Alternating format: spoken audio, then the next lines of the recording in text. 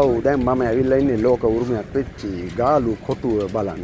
ඔන්න දැන් මේ පරිපලෙන් ඉන්නේ ගාලු කොටුව බලන්න කොයිතරම් ලස්සනයිද කියලා. හරිද? ටයිටන් යුද අට්ටාලය. ඔන්න දැන් මෙතන කෙලින්ම යන්නේ ගාලු කොටුව බලන්න. මම පොඩ්ඩක් ඊට කලින් පොඩ්ඩක් මේ පැත්තේ නිකන් ෂෝට් කට් එකකින් චුට්ටක් මෙහෙම උඩට යන්න. ගාලු කොටුවේ ලස්සන. තාමත්ම ලස්සනයි.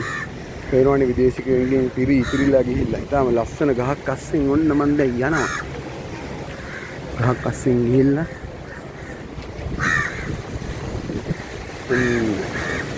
ගාලු මුහුද. ලස්සනයිනේ. මේ මුහුදෙත් පිට විශේෂත්වයක් තියෙනවානේ. තිරිකුණාමලයට ගියාම වෙනයි, කොළඹ වෙනයි, මඩකලපේදී වෙනයි, මාතරදී වෙනයි, කිරින්දේදී වෙනයි. මාර ලස්සන රටක්. මුහුදේ ඉඳන් වෙනස් නේ. මුහුද වෙනස්, යන ඕන තැනක් වෙනස්. මේ පේනවනේ විදේශිකයෝ ඇවිල්ලා ඉන්නවා. ඔන්න විදේශිකයෝ සතුටු වෙන අවස්ථාවක්. ඉතින් මම මේ පැත්තෙන් ආපහු හැරිලා ගාලු කොටුව පැත්තට යන්න තමයි දැන් මම මේ සූදානම් වෙනවා. දැන් මම උඩටම යන්න තමයි මේ ලෑස්ති. ඔන්න දැන් මම ෂෝට් කට් එකකින් ආවේ. දැන් මම ෂෝට් කට් එකකින් පොඩ්ඩක් පල්ලෙහාට බහැලා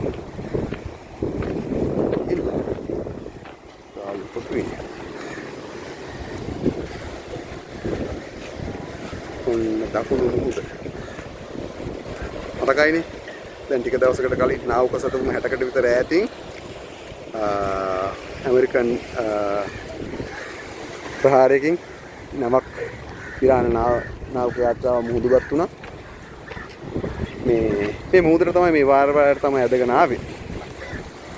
කොහමද පාලා බින්දෙන්න තැන අම්බෝ වටනොත් බයත් හිතෙනවා. මොන මම ආපහු පාරෙන් පල්ලෙහාට බහැලා ඉදිරියට යන්න තමයි මේ සූදානම් වෙන්නේ. හරිද? ඉතින් මම යනවා ගාලු කොටුවේ උඩට පඩිපෙළෙන්. ඔන්න විදේශිකයෝ පහළට බහගෙන එනවා. මේ විදේශිකයා ඔන්න දැන් උඩට යනවා. පඩිපෙළ නැගලා කොට ගිහිල්ලා ඔන්න ගාලු කොටුවේ උඩම ඉස්සානෙට තමයි මම මේ ආවේ. හරි ලස්සනයි නේ. පේනවද? ඒත් නාවක යාත්‍රා තියෙනවා. නෑ උඩ ඉඳලා බලනකොට පේන විදිය පේනවනේ. දකුණු ලකේ අගනගරේ කාලු ගුරේ